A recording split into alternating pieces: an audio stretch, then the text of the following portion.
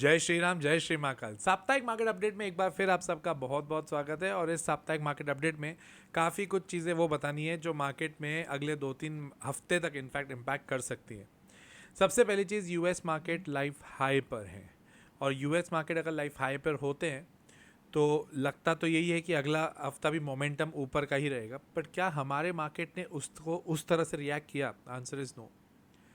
हमारा मार्केट जो एक ब्लॉक में चल रहा है, दैट इज़ 23,800 से लेके 24,300 के ऊपर जाता है। पूरे हफ्ते में 2-3 दिन ऊपर रहा, बट जब हफ्ते की क्लोजिंग आती गई वो वहाँ से वो नीचे आता गया। और अभी तक 24,350 300 के ऊपर की क्लोजिंग नहीं मिल रही है, तो वो ब्रेकआउट तो नहीं माना जाएगा। ईरान ने वॉर एंड करने का बोला है बॉस। और ये जो एंड करने का बोला है यूएस को, वाया पाकिस्तान बोला है। पाकिस्तान से पहले भी एक बार बातचीत हो चुकी है। अब देखिए पाकिस्तान से इस बार जो बातचीत होगी वाया पाकिस्तान जो होगी, क्या वो इतनी फ्रूटफुल होगी पता नहीं। अब जिस हिसाब से माहौल है उस हिसाब से यार देखो, वॉर एस्केलेट तो होना नहीं चाहिए। अगर हो रहा है तो इससे किसको फ़ायदा होगा आप खुद सोचिए। आम जनता कोई नहीं चाहता कि वॉर हो। यूएस ईरान का जो मसला था वो ख़त्म हो चुका। स्टॉक मार्केट में भी अब काफ़ी हद तक उसको अच्छा खासा इम्पैक्ट ले लिया, सब कुछ हो गया। अब एस्केलेट होने का कुछ बचता नहीं है। और वैसे भी वॉर की एक रूल होती है कि जैसे ही वॉर बंद हुआ या सीज फायर हुआ तो उसके बाद बातचीत ही होती है, उसके बाद वापस वॉर एस्केलेट कायदे से नहीं होता है। बट जिस हिसाब से डोनाल्ड ट्रंप चल रहा है भाई, कुछ भी हो सकता है, इसमें तो कोई डाउट नहीं है। एक मार्केट के लिए कंसर्न है, हंता वायरस करके एक वायरस आया है मार्केट में, जो कि एक कंसर्निंग पॉइंट तो है।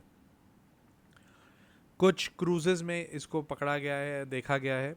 और जिस हिसाब से हंटा वायरस दिख रहा है उस हिसाब से थोड़ी उसकी मोर्टालिटी रेट ज़्यादा हो सकती है। अब रहा सवाल, लोगों के मन में एक क्वेश्चन है कि सर हंटा वायरस भी कोरोना वायरस जैसा होगा क्या? और कोरोना वायरस जैसा हुआ तो क्या जिस तरह से कोरोना वायरस के कारण मार्केट में क्रैश आया था, क्या हंटा वायरस को लेकर भी मार्केट में क्रैश आएगा?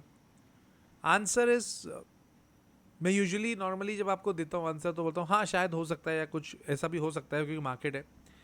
इसमें मैं आपको क्लियरली बोलता हूँ ऐसा नहीं होगा, नहीं होगा। I tell you the reason behind it. Stock market हो या कोई भी मार्केट हो, एक ही चीज़ पर सेम तरह से रिएक्ट वापस सेम इंटेंसिटी से नहीं करता है। एक बार हो गया ना, ये वाला हो गया ना मामला, अब उसके बाद सेम तरह से उसको रिएक्ट करेगा क्या? आंसर इज नो, नहीं करेगा। क्या नीचे एक बार मार्केट आ सकता है? आ सकता है। अब 23,800 को क्रॉस करेगा, नीचे आएगा तो दिक्कत थोड़ी वहीं पे बढ़ जाएगी। तो as such it will not be covered कि ये हंटा वायरस के चक्कर में मार्केट पूरी तरह से क्रैश हो। तो लेवल्स भी अब वैसे बने हुए हैं ना। अब आपको ऐसा लग रहा है कि 8-10 हज़ार वापस निफ्टी चली जाएगी क्या? आंसर नो, लगता मेरे को तो नहीं लगता है। बाकी देखें, पिछले कुछ टाइम से एफ आई आईज काफ़ी हद तक बाहर है मार्केट से। और बाहर होने का रीज़न बहुत सिंपल है, एफ आई आईज आप लोगों से मेरे से बहुत ज़्यादा स्मार्ट है। उनको क्लियरली दिख रहा है कि इंडिया में अब जो बिजनेस का रस है वो नहीं बचा है। आप खुद सोचो ना, एआई से रिलेटेड हमने जितने भी वीडियोस भी बनाए उसमें एक चीज़ क्लियरली बोली थी, that India is not developing anything new, India is actually doing the outsourcing work. And if India is only doing outsourcing work, why any of the country will come and any of the investor will come in India and invest? Futuristic अगर मैं देखूँ तो metals में जाना है तो China is best, अगर मैं सेमीकंडक्टर्स में जाता हूँ तो ताइवान इज़ बेस्ट। तो ये लोग इसके इन सब चीज़ों के ऊपर इन्वेस्ट कर रहे हैं। आप खुद सोचिएगा, यूएई से भी काफ़ी अच्छा पैसा वहाँ से विड्रॉ होने के बाद कहीं ना कहीं तो जा रहा है। इंडिया में एक और चीज़ अपन की कंट्री ने करी है, वो ये है कि जो इनकम टैक्स था एल के ऊपर, वो 12.5% हो गया। पहले जब इनफैक्ट कुछ साल पहले की बात करूं तो लॉन्ग टर्म कैपिटल गेन के ऊपर टैक्स नहीं था, ज़ीरो था, मतलब उसके ऊपर कोई टैक्स नहीं लगता था। फिर 10% आया, फिर उसके बाद में 12.5% हो गया। अब एक बात समझिएगा, एफ आई आईज जितने भी होते हैं ना, वो कोई भी कंट्री में तभी इन्वेस्टेड रहेंगे जब उनको वहाँ पर उनके हिसाब से कुछ बेनिफिट दिखेगा। अगर उनको उनके हिसाब से बेनिफिट नहीं दिखा, वो लोग नहीं आएंगे। वो महामतलबी लोग हैं, वो इसलिए नहीं आएंगे हमारे देश के, या हमारे इंडिया बहुत अच्छा देश है या ऐसा ऐसा कुछ इनको कोई मतलब नहीं है। तुम बेनिफिट ला के दो वो इन्वेस्ट करेंगे, तुम बेनिफिट हटा दो वो इन्वेस्ट नहीं करेंगे, वो निकल जाएंगे। वो यूएस को नहीं छोड़ते हैं, यूएस के ट्रेजरी बॉन्ड्स को नहीं छोड़ रहे हैं। अभी तुम देखना, जैसे ही रेट कट हुआ अमेरिका में, रेट कट हुआ और आप देखना गोल्ड और सिल्वर के भाव भागने लगेंगे। क्यों? क्योंकि अगर रेट कट होता है तो जितने लोग अमेरिकन ट्रेजरी बॉन्ड्स में इन्वेस्टेड हैं तो उनके भी तो ब्याज दरें कम होगी ना। अगर उनको भी तो ब्याज कम मिलेगा तो वो ब्याज कम का क्या करेंगे, बोले हटाओ इनको, यहाँ से हम इन्वेस्ट ही नहीं करेंगे, अब हम इन्वेस्ट कितना करेंगे दूसरी जगह। अब दूसरी जगह बढ़िया इन्वेस्टमेंट क्या होगा, मेटल्स। तो मेजरली अब इन्वेस्टमेंट जा कहाँ रहा है, ताइवान में जा रहा है because of semiconductors, south Korea में जा रहा है बिकॉज ऑफ फिजिबिलिटी, वो बैंडविड्थ प्रोवाइड करता है, और जापान से इक्विपमेंट्स आते हैं। ये कंट्रीज होती हैं जहाँ पर आपको अच्छा खासा इन्वेस्टमेंट मिल सकता है। रही बात इलेक्शंस की, अपन बात करें तो 2 जगह इलेक्शंस के रिजल्ट का इम्पैक्ट पड़ा। एक तो भाई साहब एक इम्पैक्ट पड़ गया कहाँ पे, वेस्ट बंगाल में बीजेपी आ गई। आसाम में तो बीजेपी आने वाली थी, उसमें तो कोई डाउट नहीं है। साउथ में विजय थालापति जीत गया, वो भी शायद सीएम बन ही जाएंगे अब। जब ये सिचुएशन पूरी क्रिएट हो रही है वर्ल्ड पूरी इंडिया में, तो ये चीज़ देखना कि बीजेपी वापस मेजोरिटी में आ रही है धीरे धीरे। और अगर बीजेपी मेजोरिटी में आ रही है तो ये मार्केट के लिए स्ट्रेंथनिंग की बात है। मैं बीजेपी वर्सेस कांग्रेस की बात नहीं कर रहा, मैं ये बात कर रहा हूँ कि जब कोई भी कंट्री में कोई भी पॉलिटिकल पार्टी एक ही लेवल पर स्ट्रांगली काम करती है तो लोगों को कॉन्फिडेंस आता है। मिली जुली सरकार में कभी भी किसी को कॉन्फिडेंस नहीं आएगा। तो अगर दिख रहा है कि ओवरऑल साउथ में विजय थालापति में तो I don't think so BJP is involve, but ये जो अपना क्या बोलते हैं वेस्ट बंगाल था, वेस्ट बंगाल में तो है इन्वॉल्व। और वेस्ट बंगाल का यार इलेक्शन बहुत अलग लेवल का हो गया भाई, मतलब जितना सोचा था उससे ज़्यादा खतरनाक हो गया। तो आ जाते हैं अपन अपने स्टॉप लॉस पे। बड़ी ध्यान रखिएगा, बाइंग सेलिंग रिकमेंडेशन नहीं है, बट ये आप लोगों को सिर्फ एक फिजिबिलिटी प्रोवाइड करता है कि आपको समझ आए कि हमें क्या क्या जगह कहाँ कहाँ रुकना चाहिए। That is the only reason, there is no buying selling recommendation, so don't take it that way. हाँ, अगर आप इससे ही ज़्यादा अच्छा और डिटेल में सीखना चाहते हैं तो मेरा कोर्स है द लॉजिकल इन्वेस्टर। 15 मई से मेरी नई बैच चालू हो रही है, बट वो फिल हो गई है क्योंकि मैं बैच साइज छोटा लेता हूँ, दैट इज़ द रीज़न। अब अगर किसी को भी बैच ज्वाइन करना है तो 15 जून की कर सकते हो आप।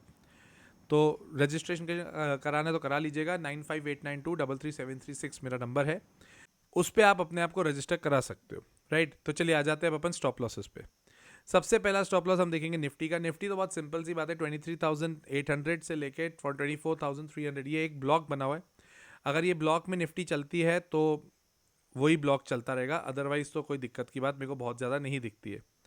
बैंक निफ्टी की हम बात कर लेते हैं। बैंक निफ्टी एक अलग लेवल पर चल रहा है और बैंक निफ्टी में भी एक जो ब्लॉक है वो भी जैसे निफ्टी का ब्लॉक है, यहाँ पर भी वही लेवल है, दैट इज 56,400 और 54,200। ये 2 ब्लॉक्स हैं जो यहाँ पर अच्छे खासे चल रहे हैं, ठीक है ना।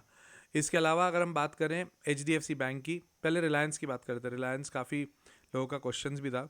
रिलायंस में इस हफ्ते बनी है डोजी, और ये जो डोजी बनी है अगर ये 1480 के ऊपर नहीं जाती है तो हो सकता है यहाँ से रिलायंस में रिवर्सल आ जाए, और अगर रिलायंस में रिवर्सल आया तो 23,800 आप सोच के रखिएगा कि निफ्टी का भी आ सकता है, कोई बहुत बड़ी बात नहीं है। इसके अलावा हम SBI की बात कर ले, वही 1,000 रुपीज़ का स्टॉप लॉस। HDFC बैंक भी अभी चार्ट वाइज तो देखो बहुत सिंपल ज़्यादा 700 का स्टॉप लॉस है, चार्ट वाइज में बात कर रहा हूँ, ठीक है ना। उसके अलावा HDFC के बाद अगर अपन बात करें TCS इन्फोसिस, पहले भी मना कर रहा था अब भी मना कर रहा हूँ। वो AI वाली न्यूज़ ने ना बहुत ख़राब कर रखा है माहौल, ये अच्छी चीज़ नहीं है। इनफैक्ट माइथोस ने और ख़तरनाक माहौल बना दिया है। रही बात टाटा पावर, टाटा पावर अब तभी देखिएगा या लेने का सोचेगा जब 460 को क्रॉस करे तब, क्योंकि ऊपर जाके उसने शूटिंग स्टार बनाया, वहाँ से रिवर्सल आया है। तो this is not something which is new. Yes bank इस हफ्ते भागा है, जो पिछले हफ्ते भी मैंने कहा था कि येस बैंक के ऊपर नज़र बनाई रखेगा। येस बैंक के ऊपर मैंने वीडियो भी डाला है। नैल्को पिछले हफ्ते भी कहा था, इस हफ्ते वापस कह रहा हूँ। अब जब तक ये नैल्को 445 के ऊपर नहीं जाता तब तक हमें नैल्को को देखना भी नहीं है, मतलब मैं लिटरली बोल रहा हूँ देखना भी नहीं है। आ जाते हैं हम लोग अपने फेवरेट स्टॉक मज़गांव डॉक के ऊपर। मज़गांव डॉक भी अब आपको रेजिस्टेंस के ऊपर लेना है, अभी नहीं देखना है। 2800 के ऊपर जब तक नहीं जाता तब तक अब इसमें भी तेज़ी की उम्मीद थोड़ी कम दिख रही है। CDSL ने डोजी बनाया है, 2 रेड कैंडल के बाद डोजी बनाया, तो इट इज़ डेंजरस। अब 12:30 12:30 मतलब 12:30 1230 का स्टॉप लॉस है, अगर वो टूटता है तो दिक्कत आएगी। HAL चलने दो, सब बढ़िया चल रहा है तो चलने दो, कोई दिक्कत की बात नहीं है, ठीक है। रही बात अगर हम आगे चलें हिंद कॉपर भी चलने दो, एक बार 580 क्रॉस करके गया तो ये मज़ा दिला देगा आपको, कोई डाउट मत रखिएगा इसमें।